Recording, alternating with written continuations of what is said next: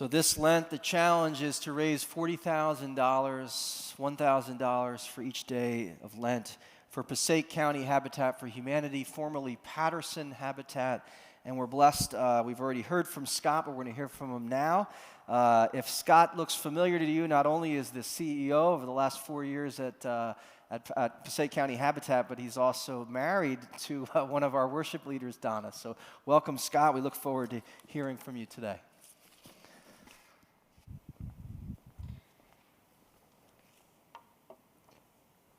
Good morning. It's a pleasure to be here with you, and an even greater pleasure to be partnering with the West Side community to build homes, community, and hope through this year's Lent campaign. The seeds for this campaign were planted a long time ago in another community of Christ followers who gathered together on a farm in rural Georgia to form an interracial community where all people were treated equally and resources were shared so the entire community could thrive. As Pastor Mark talked about, the light which shines from I Am illuminates needs, problems, and injustices.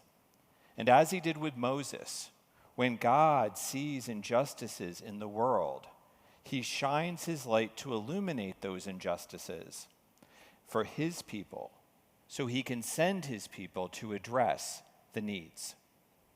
In 1968, I Am shined his light on the need for safe, stable, affordable housing and sent Millard and Linda Fuller out from that farm in rural Georgia to address it. And 8 years later, in 1976, Habitat for Humanity International was born with a mission to put God's love into action by bringing people together to build homes, communities, and hope. Fast forward to March 2020, and I think I Am was once again shining a light, this time for all of us to see. A light which illuminated for us personally how important a safe and stable home is for our safety and survival. 3 years ago, we were all told to go home. And overnight, our homes became our places of work, our places of school, our places of worship, our places of refuge and safety. 3 years ago, we each became acutely aware of how important it is to have a safe and stable place to call home. But what if? What if you didn't have a safe place to go home to? What if there was no place to work from? What if there was no place for your kids or your grandkids to go to school from? Think about it. What if? For many families, including every one of the families we partner with at Passaic County Habitat for Humanity, this wasn't a what-if question. This was their reality. For these families, there was no safe, stable, affordable place to go home to.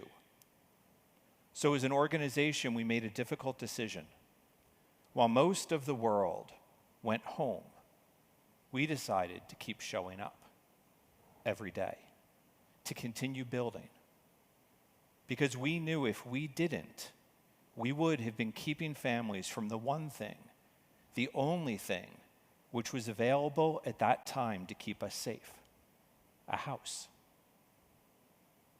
We moved our first pandemic family into their home on April 1st, 2020, just 16 days after the stay-at-home order was issued, and moved 2 more families into homes 3 weeks later on April 24th, 2020. Over the past 3 years, we have never missed a day of construction due to the pandemic. And as a result, we have moved 18 families into homes and completed 10 critical repair projects so families could remain safely housed.